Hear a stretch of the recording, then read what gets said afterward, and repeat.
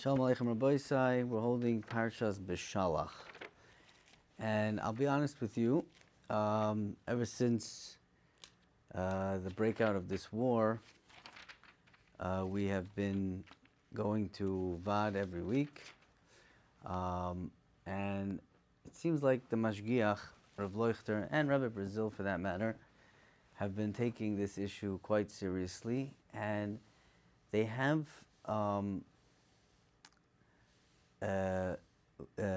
decided that the Tzav Hashah, the calling of this time that we are in, and the message, quote unquote, that the Hashgacha is trying to relay to us, is that we have to get to work on our Nושא בעול עם חברי. Just today, I think, I think it was the worst day of this war. It was all over the news. People have been speaking about it. 20, 21, 24 soldiers, were nifter. And we don't have really a shaykhis to what's going on over there, okay? With all the fancy shtiklach Torah that we've been saying, and everybody's been saying that we're chelik of this war, we are not living there, we are not experiencing it, we're not related to these people. Ruba de Ruba not, some of us are. Happens to be, all my cousins are Israeli, but they're all older, and they're all, after this this era of their lives, and they didn't go back as reservists. Most of my cousins are girls, happens to be. I have one boy cousin, he's older than me, so it's not negay already. But Lamaisa, we're not affected, this. So the Mashgiach, Rav Leuchter, has been going on and on, week after week, building and building and building on the topic of Nושא בעול עם חברי. And if it's continuously happening, that things are happening and people are going through tragedies, it's not so much a message possibly for us to be Nושא בעול with them. We're so far, it's very difficult. It's very difficult. I mean, we can't even stay in shul for the extra 3 minutes to say a kapitel tehillim like we mean it. Very, very difficult. This is a very difficult. And I believe I heard from him, and if I'm misquoting him, so then I'm saying it on my own. You don't have to blame it on him.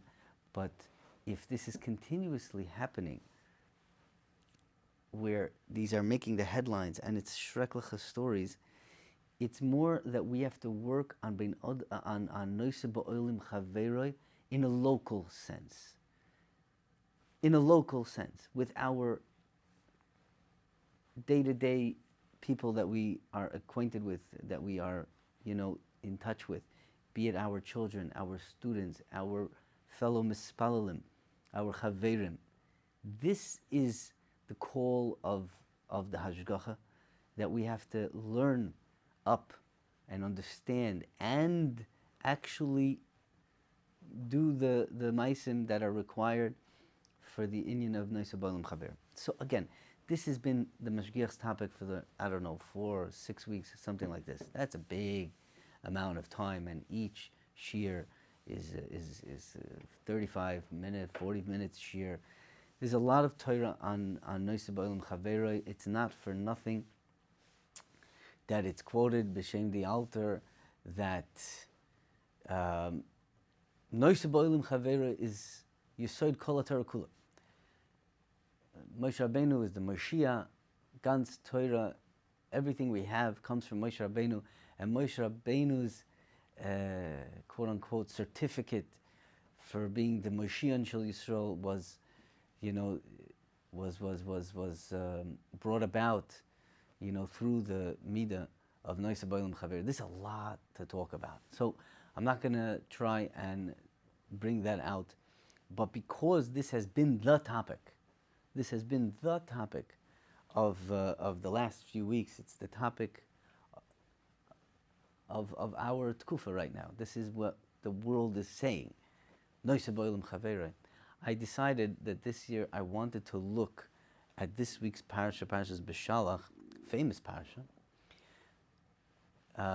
with the different eyeglasses, with the different glasses, with the glasses of Nושא, בעול וחבר. And I want to share with you a new thought that came to me, which to me was a little bit of a chiddush in Nושא, בעול וחבר, and I think it can be applied in a very practical sense wherever we are with the people that we deal with on a daily basis.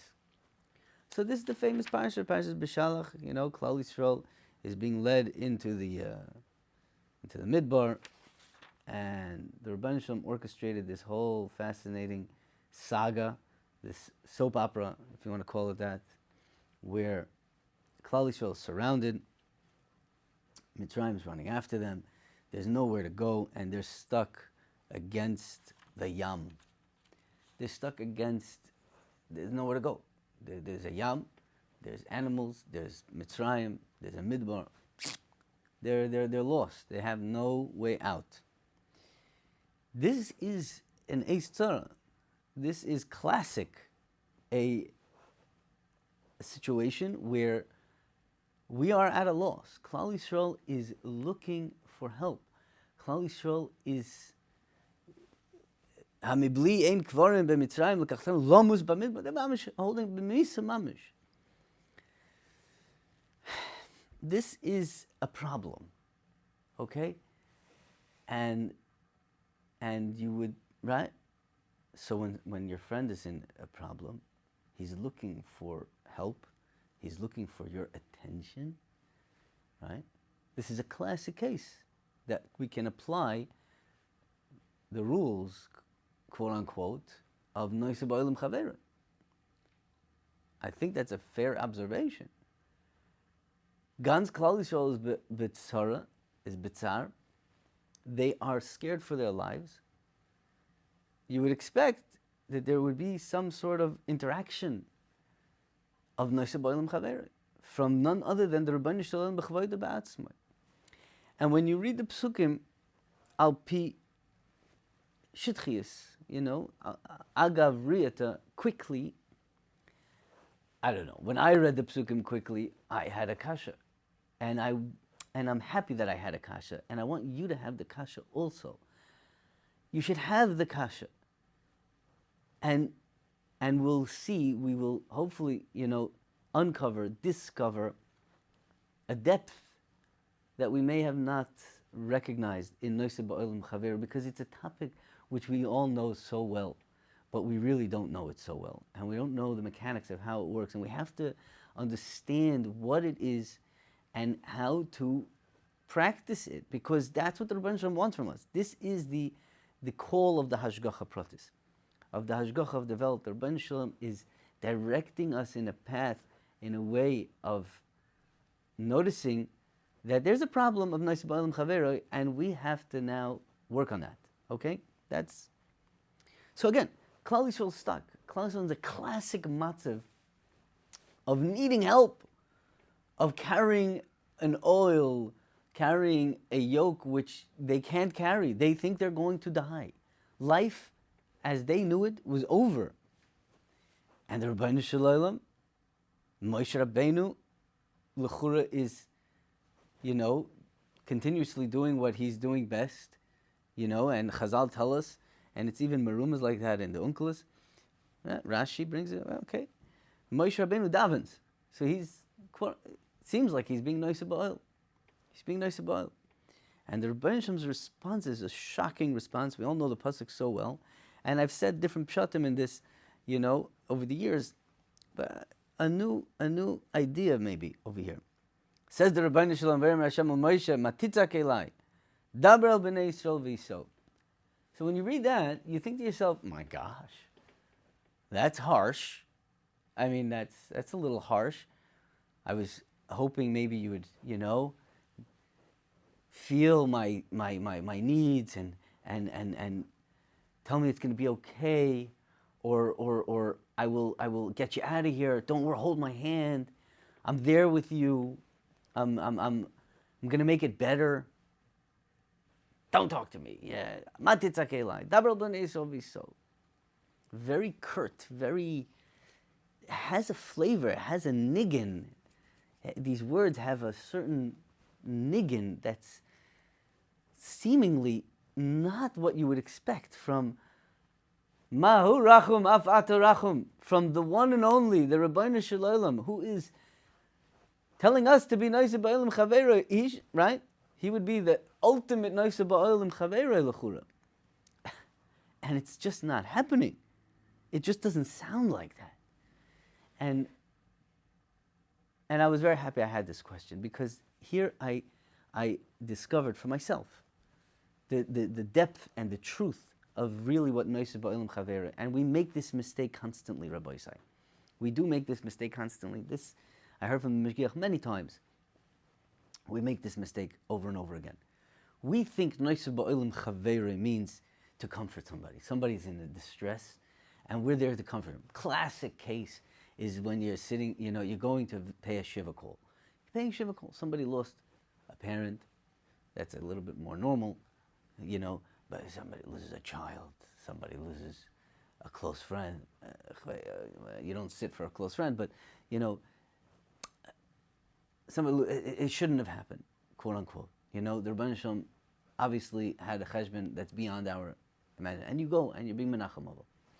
You're being menachem avo. And you want so much to be helpful. And you search, what can I say?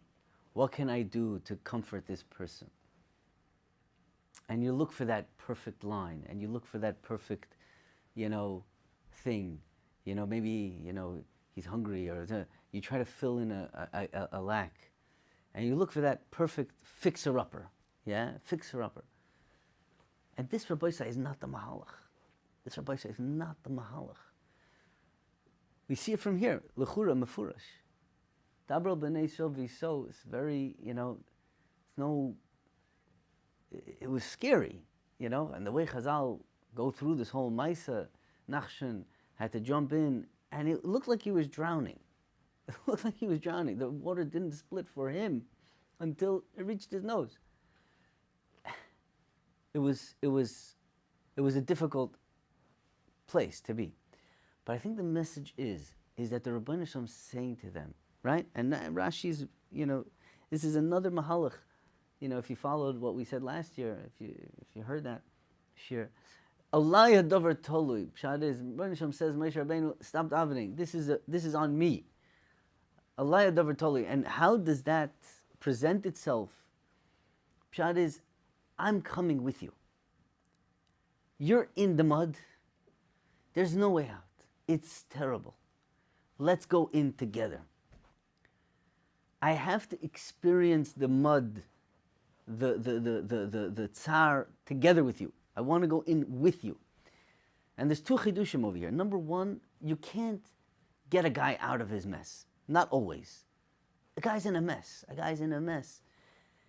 It's not always just, there's not always a fix. Okay? Guy loses a child, guy loses a parent, b'chatzi yama. It is not always a fix. You can't always fix things. And this is something that is hard for us to hear because we're in the fix-it generation. If it's broken, it used to be, you say, if it's broken, so try to fix it. If it's broken, get a new one. Just fix it. That's our generation. We need to fix things right away and just, get rid of the bad. Not always is that possible. So the Rebbeinu Shalom says, I'm coming with you. We're going to go together into the Yam. And we'll figure it out. We will do it together. There has to be a way because I took you out of Mitzrayim for a purpose. There's got to be a way out. And in the Yam, they found Yabasha in the Yam. That's the second chiddush. First step is we got to go into the mess, into the dirt, into the water, with that person who's being noise and oil, a person who is carrying a yoke. You got to carry the yoke with him.